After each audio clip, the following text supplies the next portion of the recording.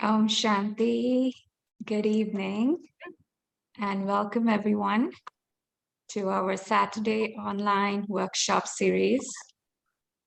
The topic for today's workshop series is a very interesting one. It's the attitude that heals, the choice to change. And for our workshop today, we have a very special guest speaker, and she is Sister Kala. Sister Kala has been with the Brahma Kumaris for over 40 years. She is a pediatrician by training and a spiritual teacher by passion.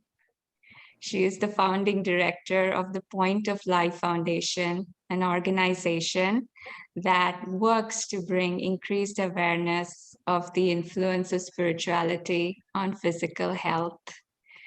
And along with that, she's also the director of Peace Village, which is one of our retreat centers in upstate New York. So there she devotes her time on creating innovative programs which have the spiritual touch and programs with a lot of spiritual depth. And she's a guiding and a spiritual resource there at the Peace Village. So without taking much time, we'll keep this introduction very short. So I'd like to welcome Sister Kala. Sister Kala, welcome to Los Angeles. You're here with us today, and we're so happy to have you. Shanti, and welcome. Yes, indeed. I do feel I'm in Los Angeles, sunny Los Angeles, right? That's right. And beautiful Los Angeles. Yes, thank you so much for this lovely invitation. And thank you also for choosing tonight's topic, which is, of course, very close to everyone's heart, but also very close to my heart. And of course, as per the introduction, you would say it's close to my heart because I come from that background, right? Medical background or healing profession. But I think all of you will agree that the meaning of healing is now expanded to cover the healing of the whole universe, right? It's not just about one person coming in front of one person with an ailment or a sickness or a pain and taking care of that person, and we would say, that's healing. But it's about many, many, many different things. And I think we're all very much aware of this systemic influence that we all have had as human beings.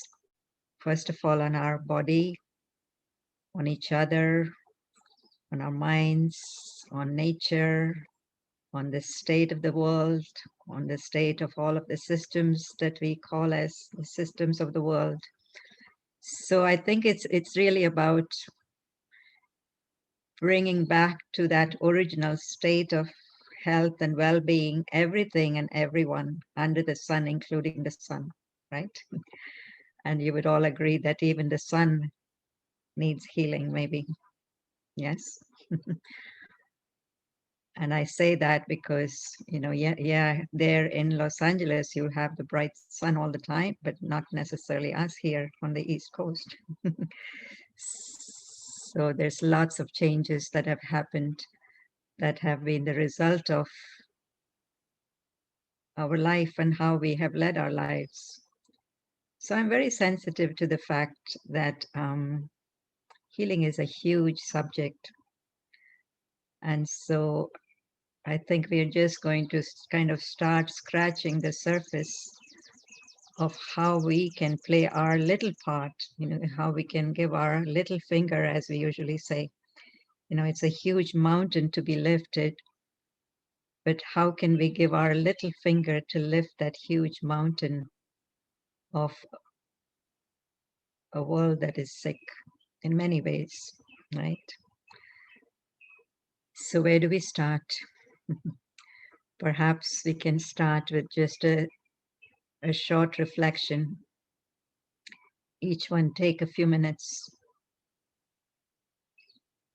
and just ponder on this one word, healing,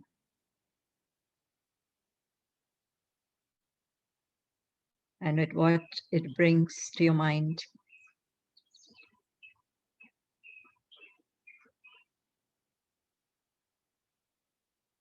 Who needs healing?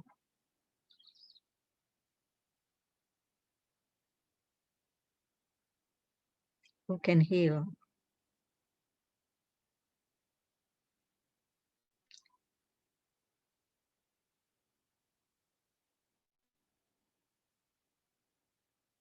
What does it mean to heal?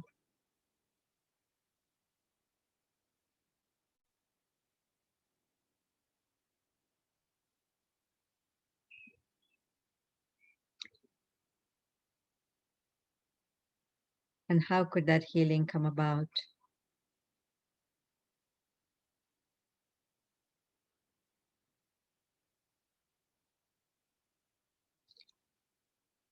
Each one of us, right from where we sit and how we see things,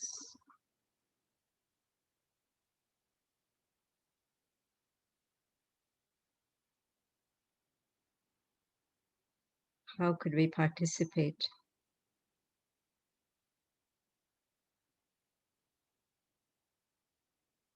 in this healing process?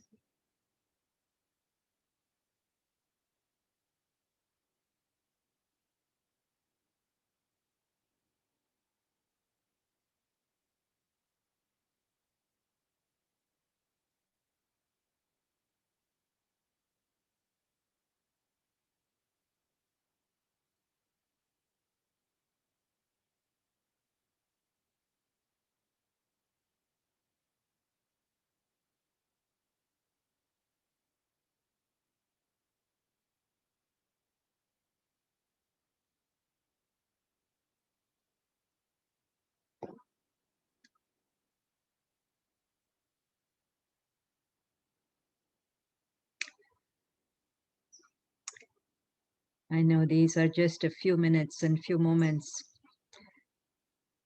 to reflect on something so huge. And yet I know that some of you would have been thinking about it much before this workshop, even before you came. You would have your own thoughts and feelings. And so hopefully we can deepen some of those thoughts and feelings as we listen and as we interact. I want to start by giving a little bit of my own experience of this word healing.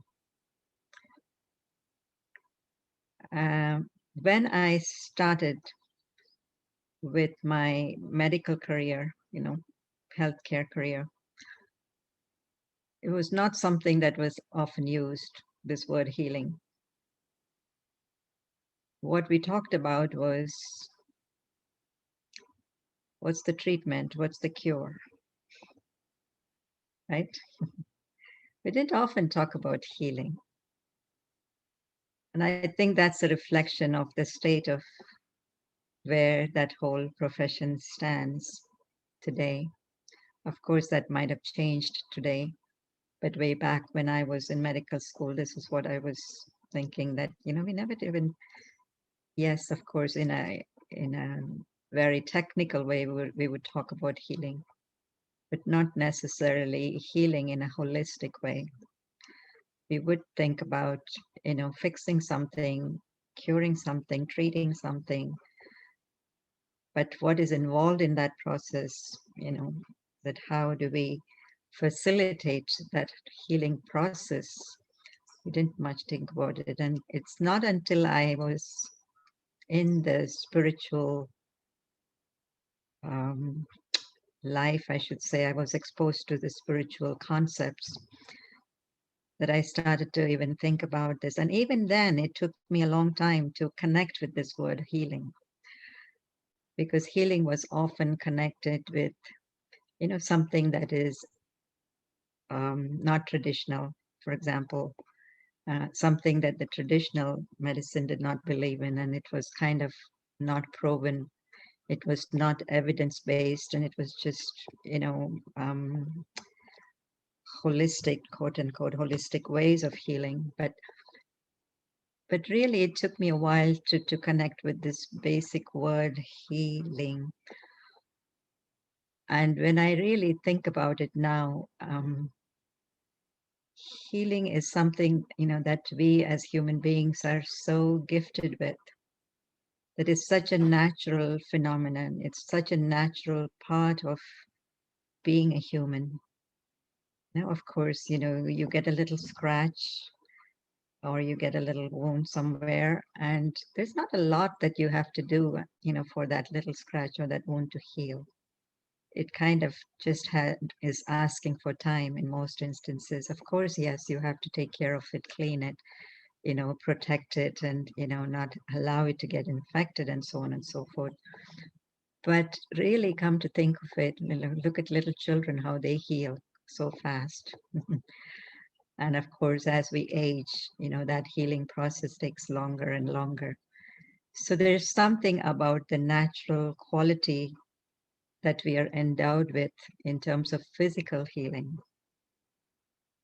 And I think it is the same thing with all kinds of healing to do with human healing, human beings healing, whether it is to do with mentally, something goes wrong sometime, emotionally, something goes wrong sometime, spiritually, something goes wrong sometime. But we have all the capacity to come back to bounce back to normal, as we say. And so there is a certain amount of up and down that we go through in life. But there is also the natural phenomenon of how we can bounce back, given the normal set of circumstances.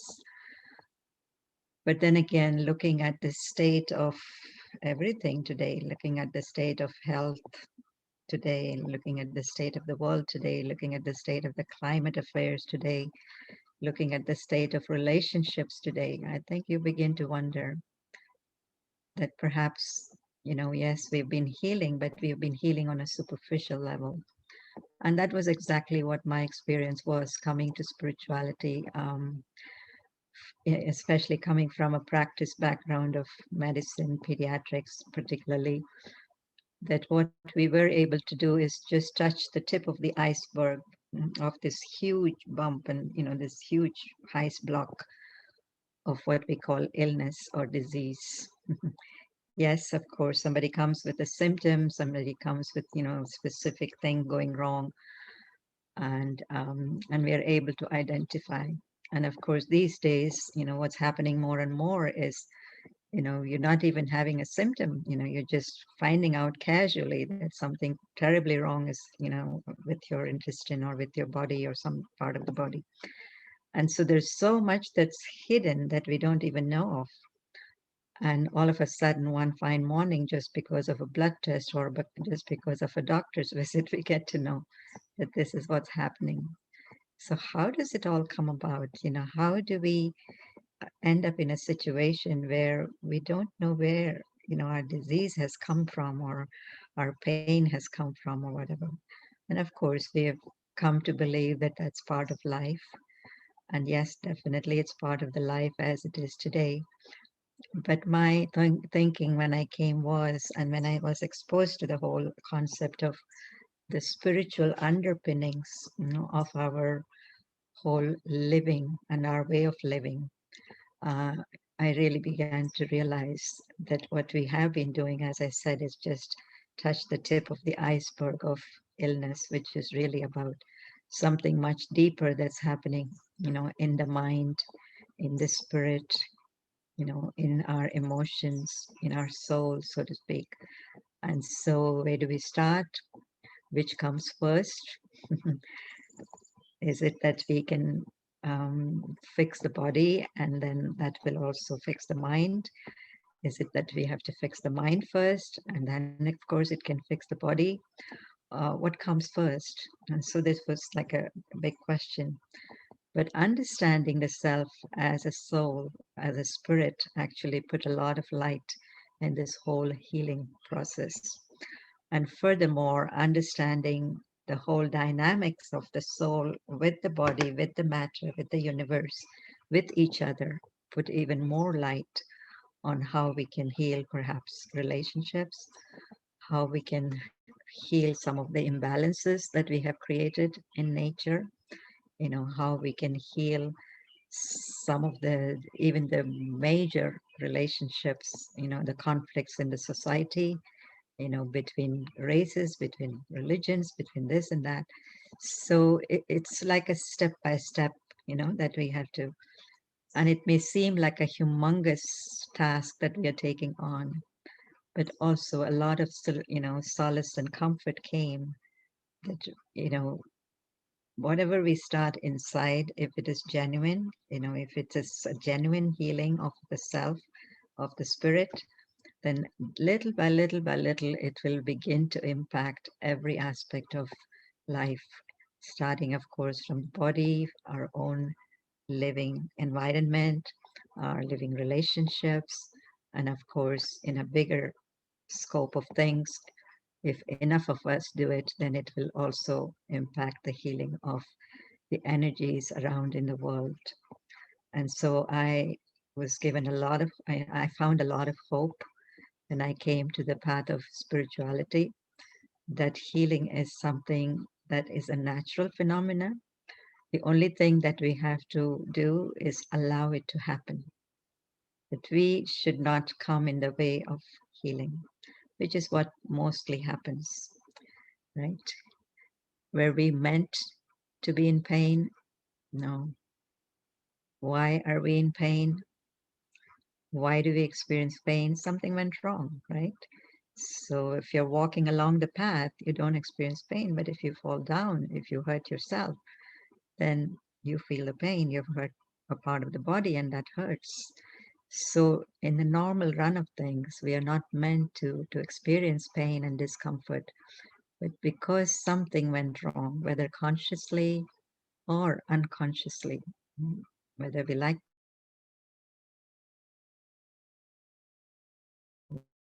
to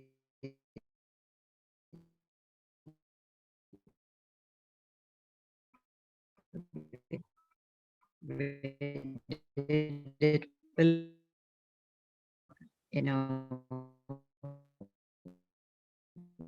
we have come to a point where there is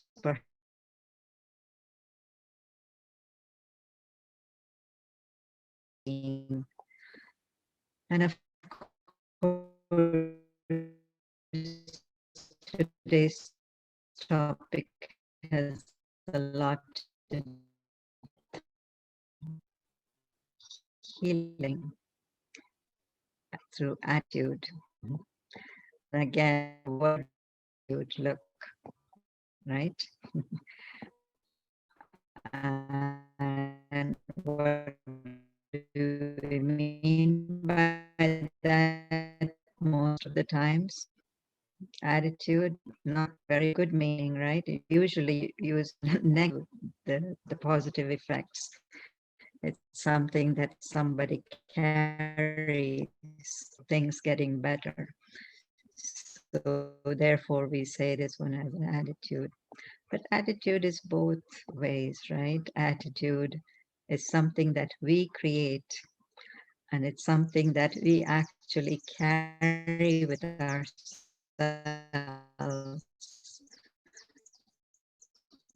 without even knowing about it. Sound is These, broken. it's almost like the virus, Tell me something, sister. right? That we carry. Does this sound not good? Yeah, it's been like broken sound for last 1 or 2 minutes. Yeah.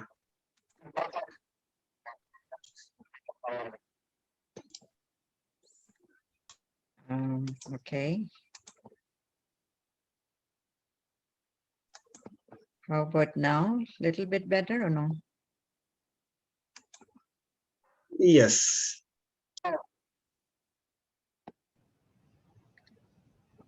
Okay.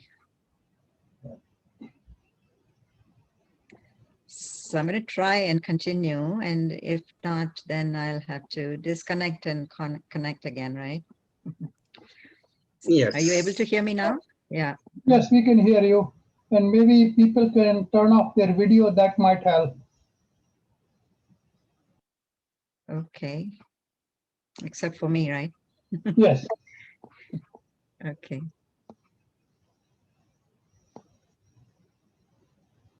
So as I was saying, attitude is something that is very subtle, and yet we carry it with us all the time.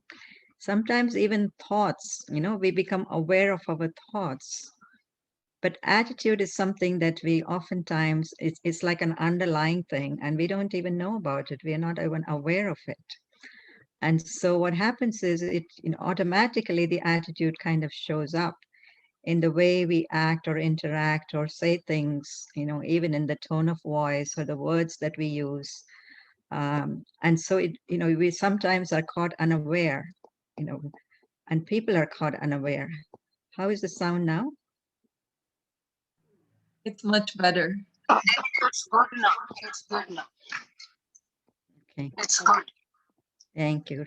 Thank you. Right. So, you see how it gets very tricky, how we had a very, hard time to kind of get this virus under control because it was unseen. We didn't know who was carrying it, who was not carrying it. We tried all kinds of things. And then we came up with, yes, mask is very good. Yes, hand washing is good. We came up with all the strategies, right? So we have to now treat attitude something similar to that. That what is it that that we carry with ourselves that impacts our way of thinking, our way of feeling, and our way of even looking at each other, or how we interact with each other, how we communicate with each other. So I think it's something, it's kind of a subtle energy that we build over time. It's not an overnight thing. Something that we maybe at one point in time we might have had a conscious thought or feeling about particular person, for example, and then after a while we kind of forget that that's the conscious thought that I had, but the feeling behind it, the attitude behind it lingers on. And so even if the person appears in front of you totally changed, for example, but I will still be holding that attitude towards that person, right? Because I've already created it. It's already there, sitting in my mind or in my soul, as I would say it. And it's based on an awareness or a thinking process way back when, right? And today it lingers on as attitude. And therefore, because of that, I will say, oh, but I don't trust this person. I don't like this person. I don't want to work with this one, and so on and so forth. So it's an attitude, then we say. But like this, there are so many things, layers of attitudes that we have kind of built one on top of the other. And in so doing, what has happened is that we have not been very objective in our way of perceiving things and people. So we have kind of been operating based on our attitude. And so one of the things, the statements or the slogans that I have been using lately, especially when we talk amongst people who are caring for other people in hospitals and so on, what am I walking into the room with in my patient's room, for example? That's just an example. If I'm a healer or if I'm in the healing profession and I'm walking into a room, a patient's room, for example, or a patient walks into my room, for example, and I already have certain kind of presupposition ideas. Yes, this person, first and foremost, this person is patient, right? And I'm supposed to get this person better. I'm supposed to cure this person. I'm supposed to make this person feel better. So there's already a pre-given, supposition in my head, and that puts me in a totally different kind of a mentality or mindset. Instead of saying that this is a human being and he has come for this interaction with me, again, as a human being, I have the fortune of interacting with this person. Of course, the reason may be that the body is not sick, well, and there's some sickness, and I'm supposed to be taking care of that. So that then becomes the forefront of my awareness, right? And then when I form my attitude based on that awareness, it's totally different. It's not one of pressure, it's not one of anxiety. It's not one of just looking at the grossness, the physical complaints and the person's complaint, but really it is of looking at the deeper personality, of who is in front of me. So I begin to see that, in reality, in real life, that, there is even a deeper layer than attitude. And what is that deeper layer? Is that layer of awareness that I carry with me. And so just as I would check before I walk into the room, if I have washed my hand, if I'm wearing my mask, double mask, whatever, what I need to also do, check with my, is what kind of attitude and awareness am I walking into the room with? You know, is it, of course, that definitely I need to do what I need to do, but I should never forget, that basic, beautiful human energy that I carry with me. And by that, what I mean is we all, as human beings, are beings of peace and love and understanding and giving, right? Sharing from that very beautiful insight that we all hold inside. So never to forget that, and I could see that literally, when I used to be in practice, that as soon as I started to shift my awareness and my attitude, the whole response would change from the patient, from the little children, from their parents. They would be less tense, they would not cry so much, so all kinds of changes begin to happen. And that, I feel, that's the first part. Treatment comes much later, but the first interaction that I have with someone, what kind of an impact does it leave on that person? Now, I have only taken the example of hospital and patient and room and getting, but it actually applies to any area of life, right? Even if you're working in an organization, for example, and you happen to be the receptionist, right? And you have answered someone, or someone has answered the phone and didn't have a very good interaction with that person. And then when that person actually shows up or talks to the next person and the next person, the impact of that first interaction will still be carried by that person. It already has an attitude, right? You have already been the reason, the cause for creating that negative attitude or doubtful attitude in that person.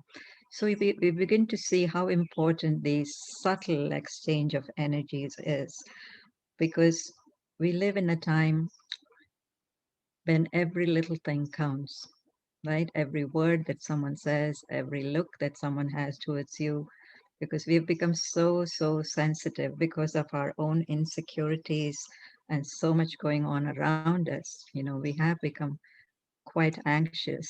And so every little thing, around us kind of impacts us. And so we need to be very careful, in having the right awareness, the right attitude, and therefore also the right way of interacting, looking, and communicating with each other, the person. So therefore, what I really mean to say is that each one of us is a healer in our own right. Nobody has to be sick, quote unquote, for anybody else to be a healer, right? We're all looking for this healing energy, which is really an uplifting energy, an energy that comes to tell us that I am good, I am fine, that I am divine, that makes us really hopeful. This is what healing really is all about. It's a way of uplifting the energy. Yes, of course, there are some of us who are trained or who are supposed to be working in the field of physical healing or emotional healing or mental healing or whatever. But I think in our normal day-to-day interaction with each other, a lot of healing is required because we have knowingly or unknowingly, consciously or unconsciously, we have left, hurts in the minds of each other, in the minds of our own selves. Nobody to be blamed. It all starts with our own self. It all starts with our own image and way of looking at our own self. Who is the first person that we got hurt by? My own self, right? It's strange, but it's when I started to have less of respect and regard for myself and love for myself and value for everything that I have in my life, it's then that I started to mistreat myself. And that's when I began to be feeling hurt. And this is this is a concept that we hold very highly and dearly within the Brahma Kumaris, that how we treat ourselves has so much to do with what others would treat us as, and also about how we would treat others. Everything starts with the self. So what do? Is we have to really get to know ourselves in our purest form, in our most original form, our positive form, and that's what the whole philosophy behind, um, building a positive attitude is all about. That we build with that awareness, and so of course we will talk about that and do that a little bit later. But I also want to talk maybe about all the little things that we can do to kind of really look at our area of attitude that we hold and how we can change. First of all, I think our whole relationship with nature, first and foremost. How do we treat nature and how do we allow nature to treat us? Do we understand nature? Do we value nature? Do we recognize the beauty of nature, the laws of nature, for example? There is so much of order and, what do you call, timeliness even within nature. It does everything in its own time, right? We cannot rush it. In the middle of winter, if we want bright, a hot day, sunny day in, here in New York, we can't rush it. We have to wait for the summertime to come, right? It has its own rhythm. It has its own, and what do we have to do?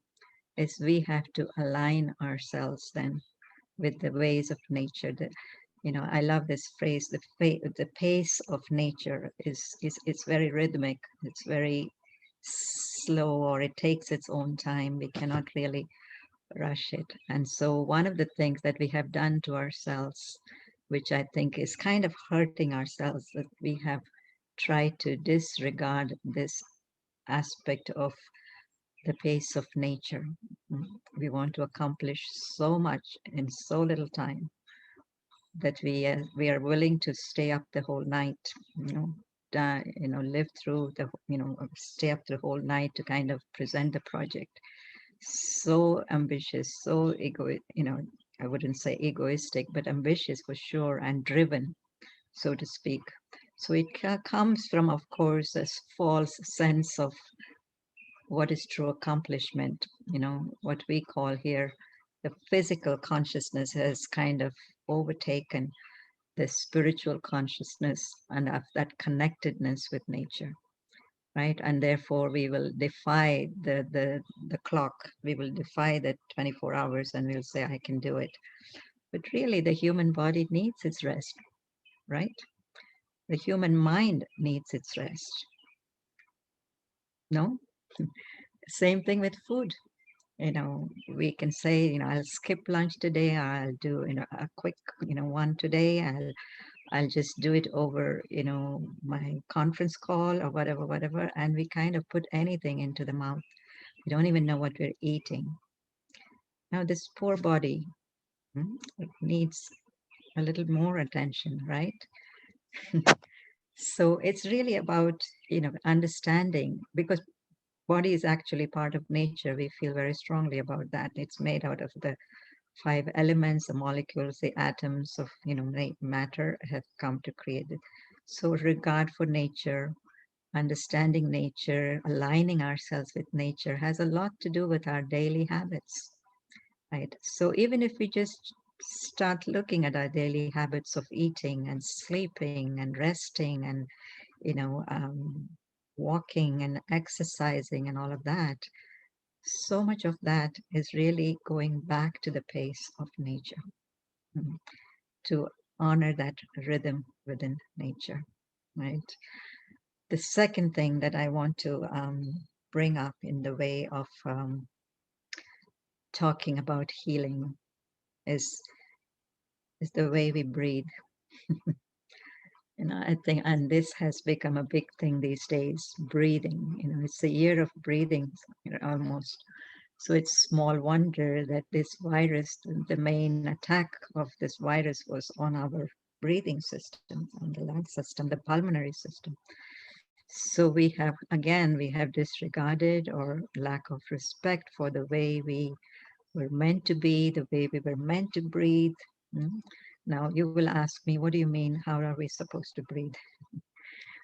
And breathing is very, very deeply connected with the way we think. We all know that, right? Yeah. The more anxious we are, the more in a state of stress we are, the more under pressure we are, the less attention we pay to breathing, and the more shallow our breathing becomes, right? So, of course, yes, we are breathing for the sake of breathing, namesake breathing, but are we taking full advantage, full benefit of the air that can go in and the air that can come out? Are we getting out all the carbon dioxide? Are we getting in as much oxygen as possible? Right? And we can, but we have kind of limited that, and it's again has to do with our sense of anxiety and how the nervous system responds to that sense of anxiety, sympathetic response.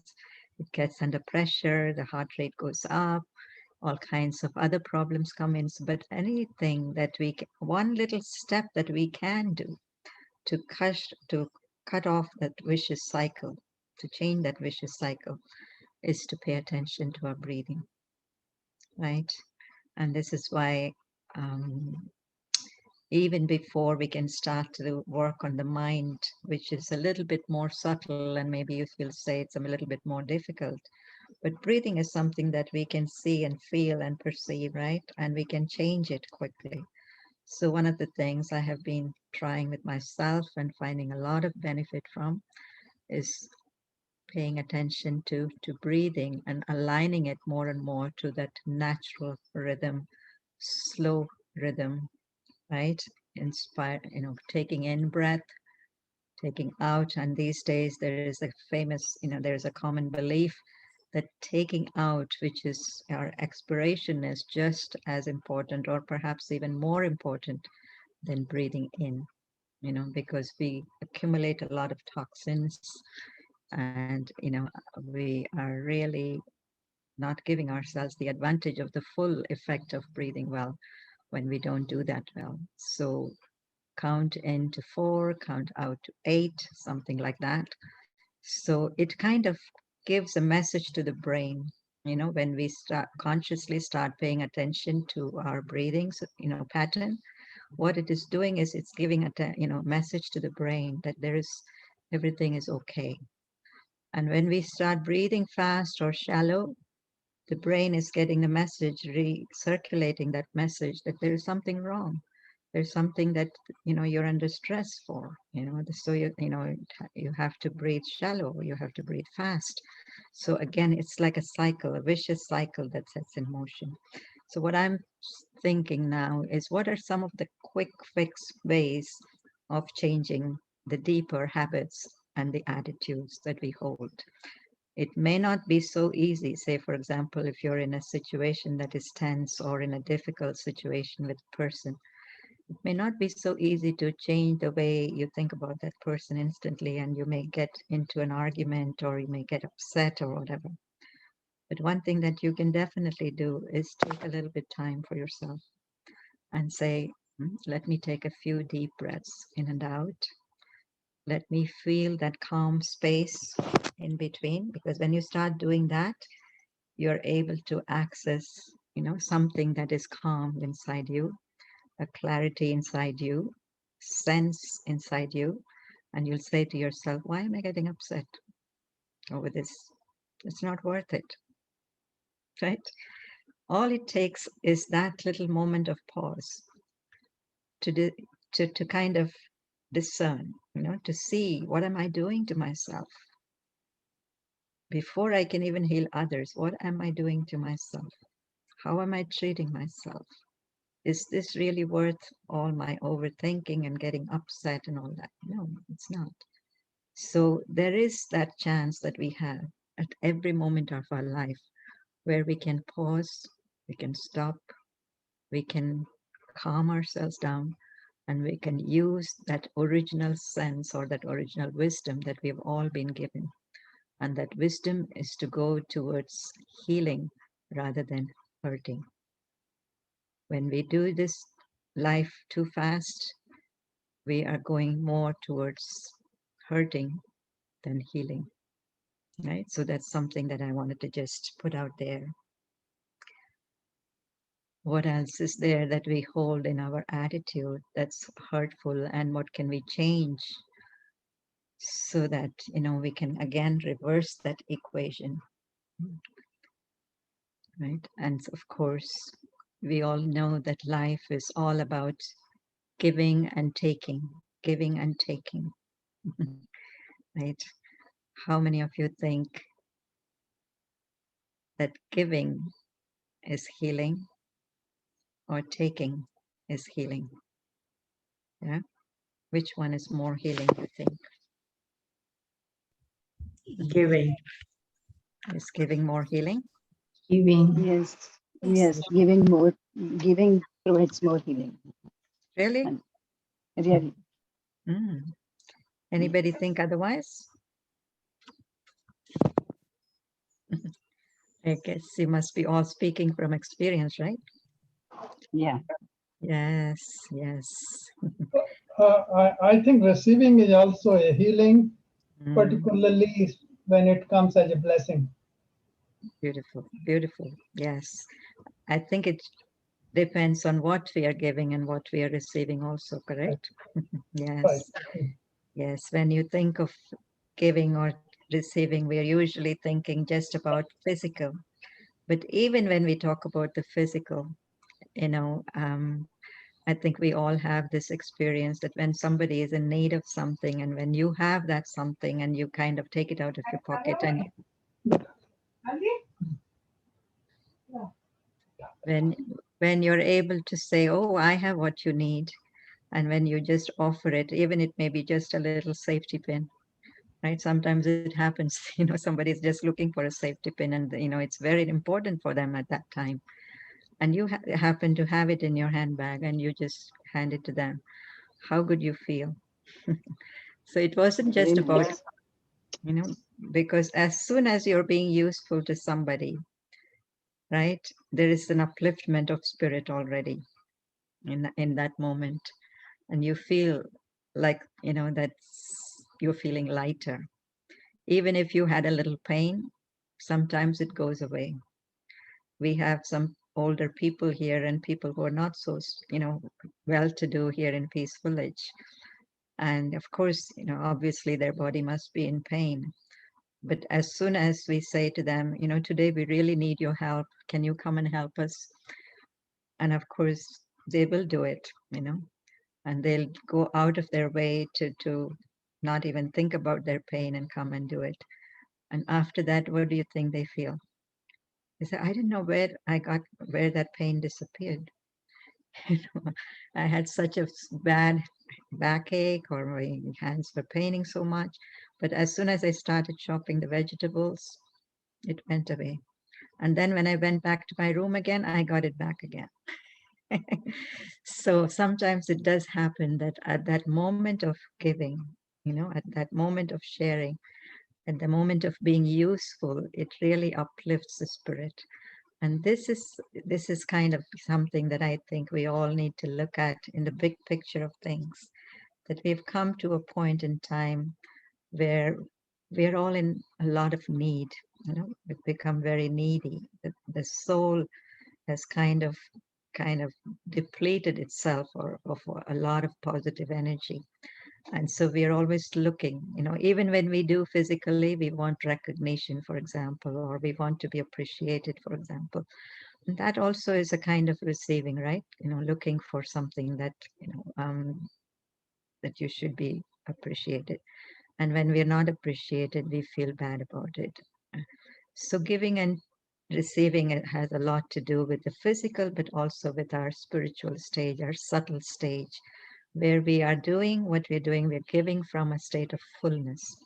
We're not giving because we want something in return or we're expecting something in return, but when we are really giving from a state of total fullness, I have it and this is my nature, and therefore I'm sharing, whether it is love, whether it is patience, whether it is understanding. This is the only way I can be, and therefore I'm sharing that with you. So that's the kind of healing I think that the world needs today. And we all have to rise to the occasion, right? And how do we do that? Only if we keep ourselves full, right? If we allow ourselves to be depleted, we wouldn't be able to do that for a long time. Maybe for a few days we can do it, but we have to constantly be fueling ourselves with that pure energy, hmm, the spiritual energy from the divine. So giving as healing. And again, that has to do with an attitude that we have built over time. Over a period of time, we have built an attitude of taking, I wanting, receiving, I want more, I want more, I want more. And now it's more, you know, coming back to that simple way of living and being there to offer yourself and offer whatever you have in the time of need for other people's help. So that's the other way in which I think we can shift that attitude to one of hurting to one of healing.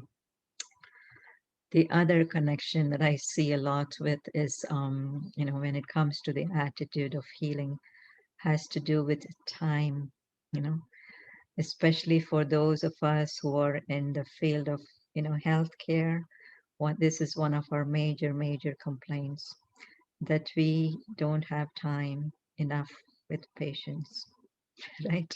We have so much to do in terms of computer work, chart work, do this, do this, all the logistics, that we're not even looking at the person, interacting properly, that common basic human interaction between a person to person, even that is missing. And that could also apply to your own family, that you don't get time enough for your own selves, for each other, whether it is your children or whether it is your spouse, you get hardly to see each other even for a few minutes each day, let alone eating together, eating a meal together. You don't get that. So what do we do? It is the state of affairs. We may be in a situation where we have very little time. But one thing I found very helpful is to again look at time not as the master, but myself as the master. In other words, I'm the one who gives quality to time. And time can be qualified. Time is not just about quantity. Time is about quality of the consciousness that you're able to maintain in any given moment, right? So I always used to tell my patients, parents, when they used to say, my child has this problem, he's night walking, he doesn't sleep well. Now, all of that has what? Maybe perhaps doesn't get quality time with the parents.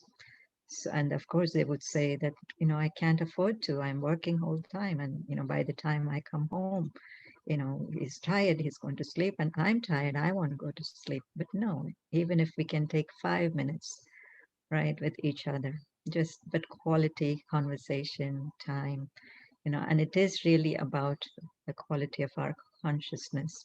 It's not under the pressure of, oh, did you do this? Did you do that? Why didn't you do that? Most of the times we are interacting on a superficial level.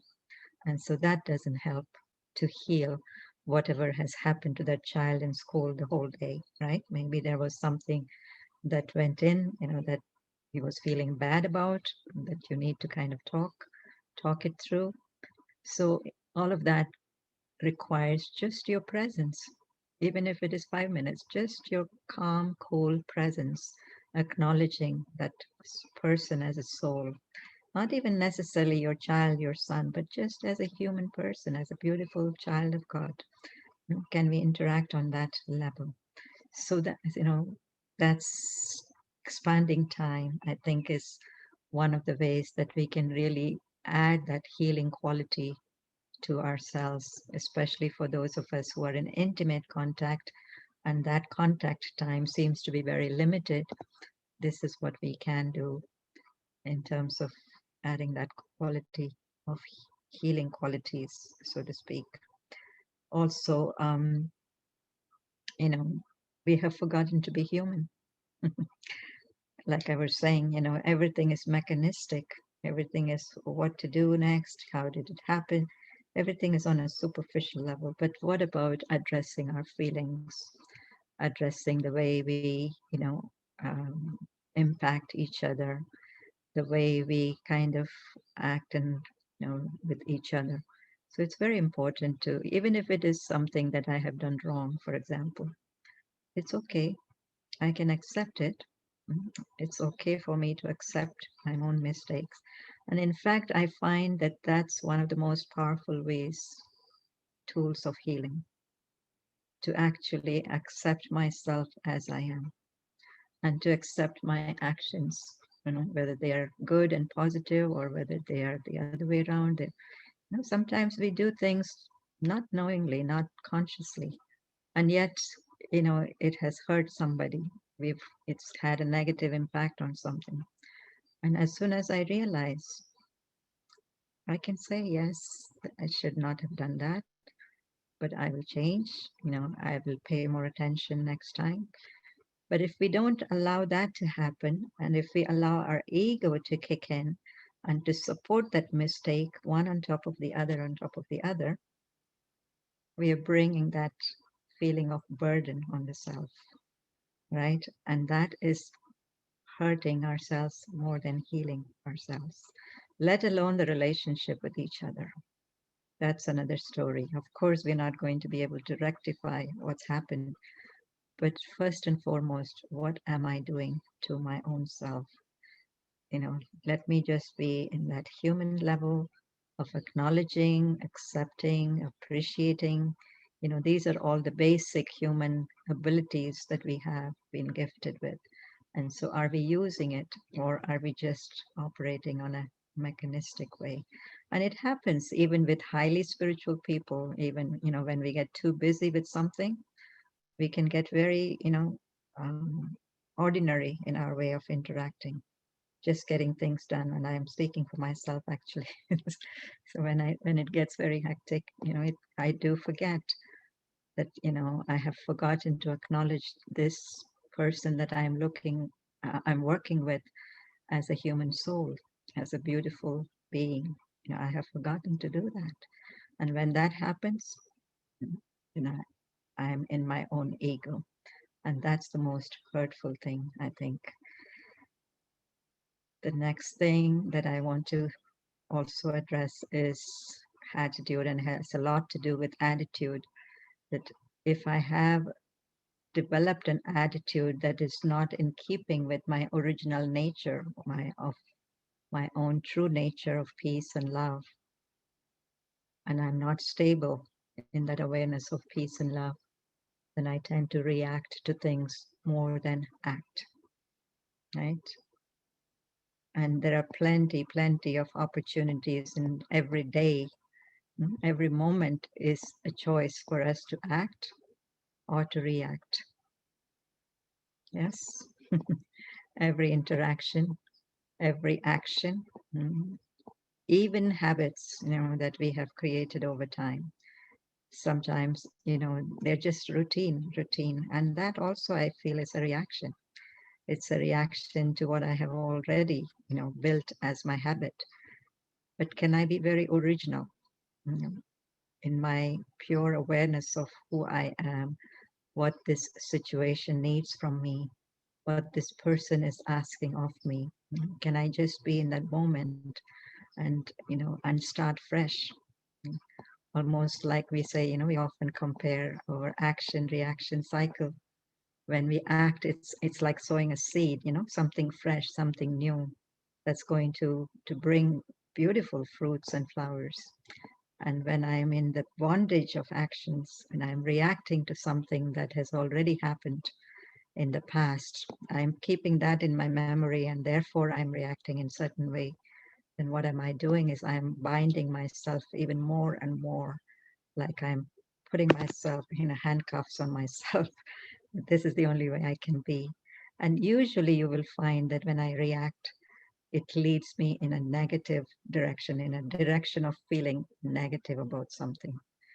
Whereas if I take that moment to say, no, even the person may have done this to me before, but let me take my own moment and let me be original in my way of understanding this person and letting go.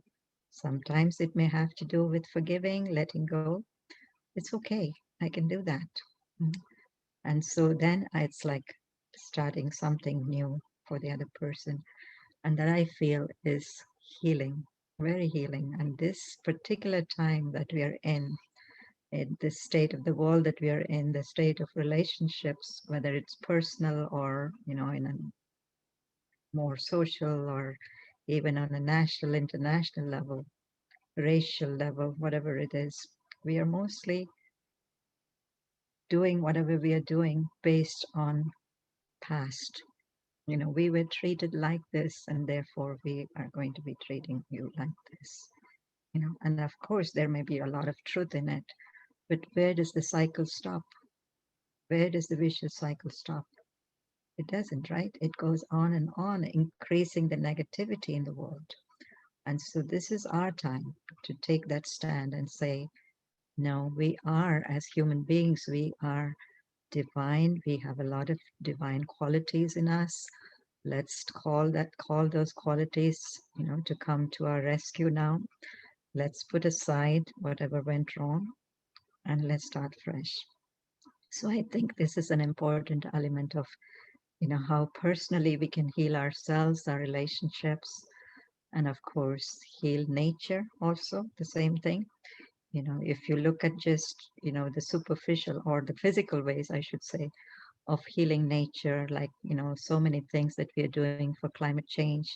But people say it still looks so hopeless. Where is the hope? And we say, yes, the hope is really in the shift in the spiritual. When we start really looking at all the elements of nature with that pure regard and love and respect and start, acting in that way, that's when we can heal nature, right? So that, of course, also applies to the body, how I can really give healing vibrations to the body as if it is okay, it is normal, it's given me so much service. So now it's time for me to give it service, right? So to talk to myself very gently, very positively, and with a lot of hope to myself. So not to react to what the body is doing, but to act with a lot of love, respect, give it the proper rest and comfort, right? And so on and so forth. And most importantly, I think what really ultimately heals us as individuals and heals the whole world, the universe, if you may, is when we are able to tap into that source, the energy of divinity, the divine, the one healing force, the ultimate healing force, the one who is completely, absolutely positive, and the one who has absolute love for us as humanity and also for nature. Can we take a few moments every day to say, that yes, I am very intimately connected with that divine. Why? Because I too have that spark of the divine in me. I am that divine soul. Inside myself are those same beautiful, positive life qualities that that one has. So let me connect with that one and draw from that positive energy, right? This is what healing is all about. So that the hurt can be let go, the hurt can be forgotten, the hurt can be diluted, to whatever level. And of course, we don't really know, which part of the soul is hurting, right?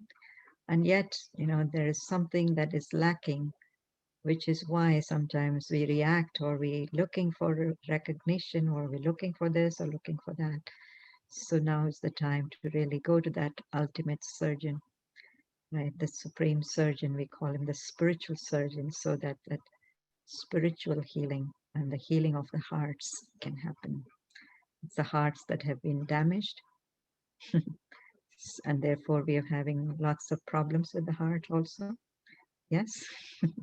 So now it's time to heal the spiritual heart of humanity by connecting with that divine, right? So I just realized that you may be holding many thoughts in your mind even as I was speaking. So please respond, or if there's anything that we need more clarification on before we go into our meditation. And the art of saying no, as we already know, does it stands anywhere in spiritualism? Absolutely, yes. Yes, the subject of taking care of ourselves is so huge and so much is involved in it. And one of the things, as I said, is saying no. Remember, I talked about, Yeah. in a superficial way, I talked about taking care of ourselves, giving ourselves enough rest, giving the right kind of time and all of that. Yes, and that means that sometimes we have to say no to certain things, right? Because it's encroaching on our territory of well-being or safety, or you know, feeling good. And so we have to be just discreet. We are not saying no because of negativity, but we are saying no in terms of just taking care of the self. But at the same time, that no is also accompanied by a lot of good wishes, right?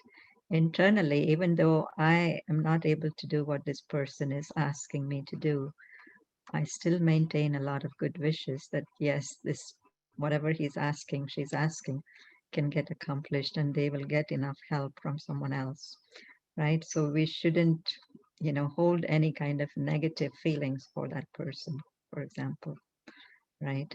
And so doing it with a lot of positivity and self-respect, maintaining it's almost like each one of us is given a little space for ourselves, like just like the body is our space too. In the same way, we have a spiritual space for ourselves, a space of holding ourselves in our own self-image and self-respect. So sometimes when people encroach on it too much, we have to be discerning, and we have to say, this is taking away from my freedom, or my sense of who I am, or my sense of values. I don't believe in this. So we may have to say no to certain things in that way, but internally never holding any negative feelings for anyone. This is part of what they call compassion towards ourselves. We have to be a little bit strict with ourselves. And this is another form of compassion. Thank you. Thank you.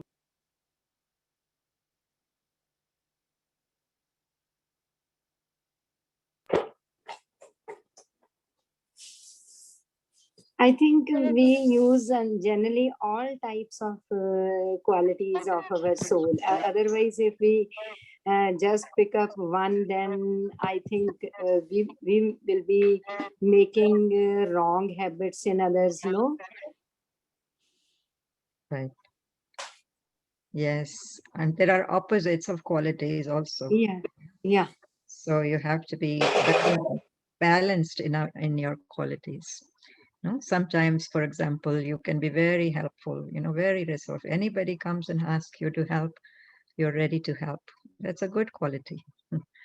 Sometimes that same quality can work against you because then you're not able to finish, what you started. Right when you started something, somebody came and yes, asked you for help, and you say, okay, I'll come and help. yes, The yes. other one is left out.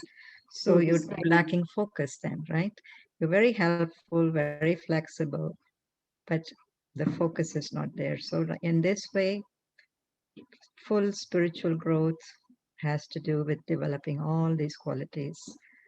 And that also is part of healing, right? Whatever is missing in the soul, we have to kind of keep adding it, recognize it, realize it, and keep adding that element consciously, and of course, with the help of the divine. Mm. The best part of this journey is that we are not just left to ourselves to do our own healing. There is someone sitting and helping us.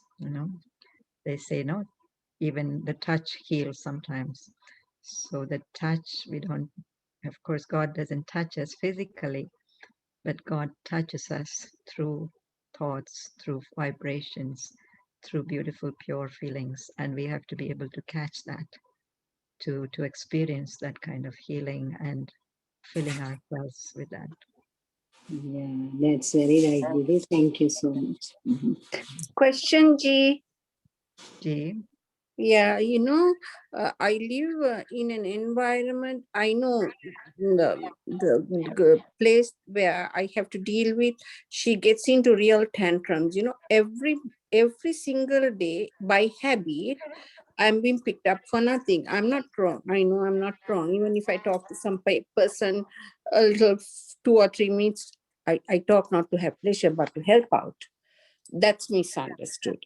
That is one environment. The second environment is the persons I live with. I don't blame her. She has got cheated many a times, but there is doubt in her mind. Like if you move to the left, oh, I kept this there, it's missing, what has happened? So in an environment like that, sometimes it squishes my brain, oh God, now what do I do? What do I do? Of course, as you say, I turn to the divine. That's the only solution I have. Also I keep blessing these people. Sometimes I get mad and to be honest, oh, let everything go wrong in this. But again, I draw myself, pull myself. I say, no, no, no, no, no. Bless mm, them, bless them. Om Shanti, bless them, God, bless them, Father. So, what do I do myself? How do I continue? I have to continue living here because I'm just, I just came to see my kids and I found that they are not living close by and I had to live in somebody else's home. So I thank God yet again I've got a good home. She also knows the Brahma Kumaris and has a, and I'm the only single person with her. And the other place I got to work with, that girl, she always get into tantrums. Her, even with her husband irritates her, kids irritate her. So that's the person whom I got to deal with. What do you have to say with this? In short, I just presented it all to you. How do I have to help them, I guess, and help myself too. I break down, I really break down. yeah, it's difficult. Like I was saying before, no, right now we are at a situation in the world, everybody is facing similar situations. You may think that only you're facing this, but everybody is facing kind of similar situation. That unreasonable personality or demanding or not understanding or anything like that. And that person may say the same thing about me too. I may be in the same boat also. So what I can do is take care of myself in terms of how I can protect myself, how I don't get affected by their comments or by their responses. Because once I believe in what I'm doing is correct, is helpful, is coming from a positive, attitude, then I should not get affected. I should be able to what we call as, untouched. We should not be touched by the comments of others. And that, as you said, it happens when we are able to be constantly under the influence of the divine energy, taking directions from that divine energy, not having the ego that I'm so good and this one doesn't recognize me. No, it's I'm with God. I'm doing whatever I feel is good according to what I'm feeling from God. And still, if it is not understood, it's not my responsibility, right? To, to kind of not be touched by that. Maintain that love, but don't be affected, right? So Thank this is you, G. the most beautiful and most important practice that we need to maintain. Didi, do you Okay, leave thank the you. topics, the main points of your lectures with the organizers who organize this lecture? Because if we need, because we know all these things, but even then, such a beautiful lecture, if supposing we can get the major points of your lecture, that will be, I think, all the more useful. Otherwise, we listen everything and we can't ride on all the important features. And it will be great if supposing we can get the at least the major points of your lecture. Transcript, yeah. Oh, Yeah, yeah. yeah. Om Is it possible? Shanti. Yeah, it is possible. You can send us your email and we can send you that Thank today. you, thank you, thank you. Okay. Thank you, Kalaben, very, Thank very you, much. thank It was you. so nice that she really touched the main point about the acceptance. Then she will taste about breathing. And also lastly about that send over to connect with the divine being. And while experiencing this thing, you can see how much healing you can have in your mind. So let's Kalaben now. She will take us into meditation. And then afterwards, our meditation 6:30 will continue.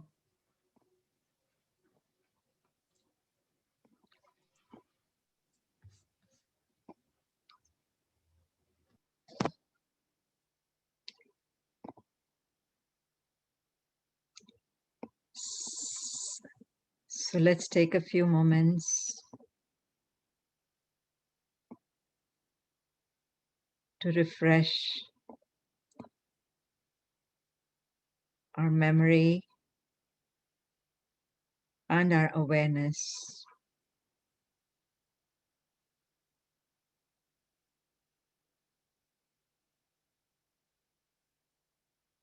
These are the roots of the attitude that we hold at any given time.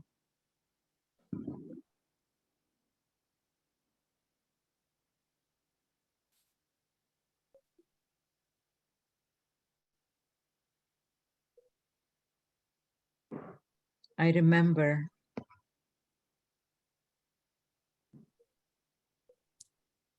that as a human being,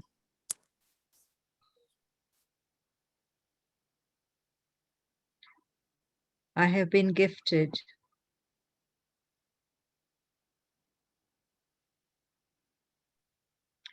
with beautiful qualities of life.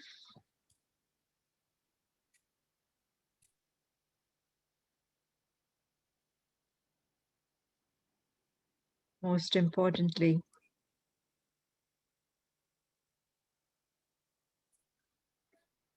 being peaceful,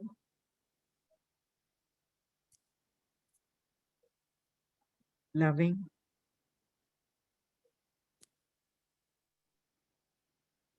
caring,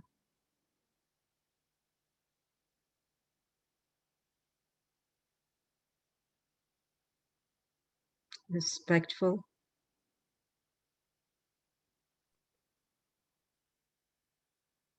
these are all my natural qualities.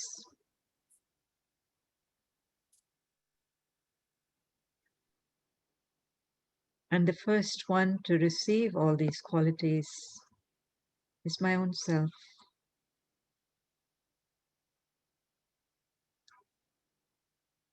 the peace that I hold in my mind,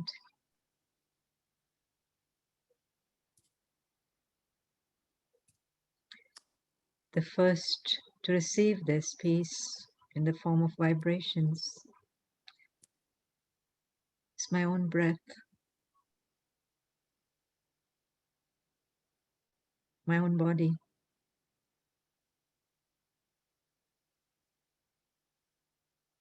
So when I breathe,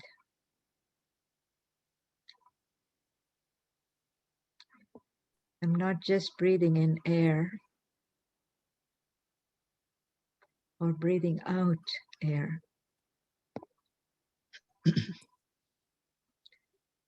but I'm also breathing in peace and love.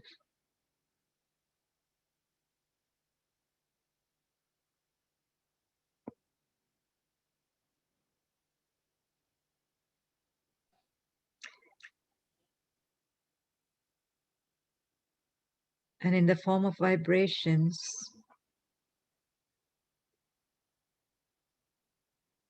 this peace and love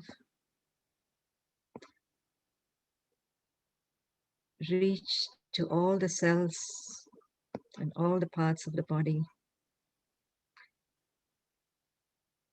relaxing,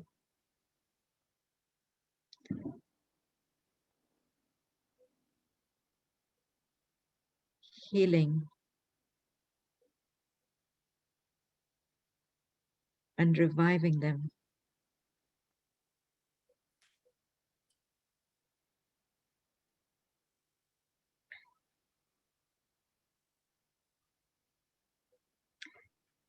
And further,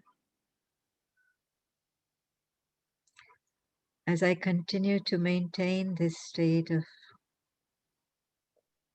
my original pure positive qualities,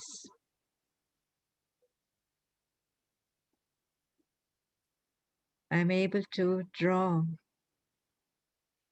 from that divine source of positivity and purity.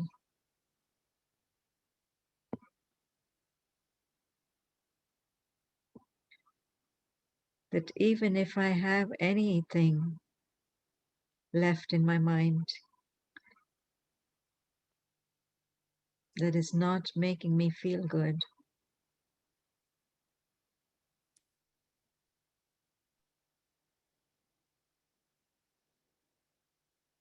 with the influence and the impact of the rays of the divine,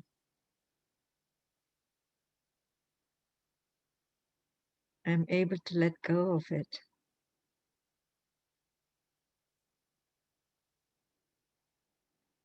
What I'm getting in the form of positive experience now is so much more than what I was holding on to in the form of a negative experience.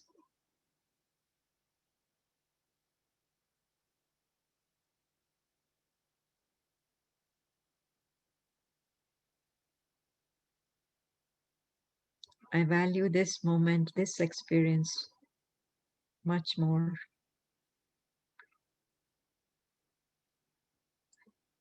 This is what nurtures me. This is what comforts me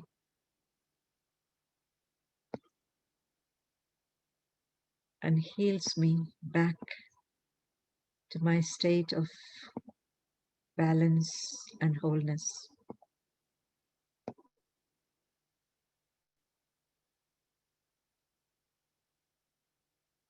And now that I feel I can do this for myself,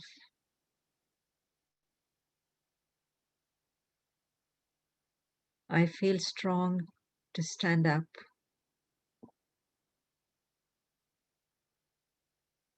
and be available for giving and sharing and healing others as an instrument of the divine.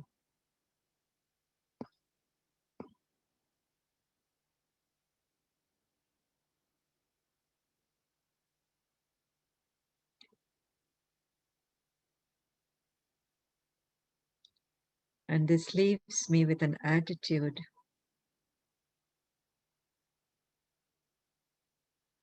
filled with hope and faith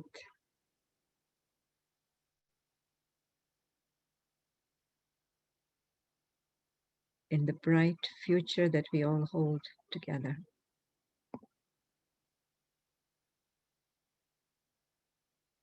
Om Shanti. Shanti.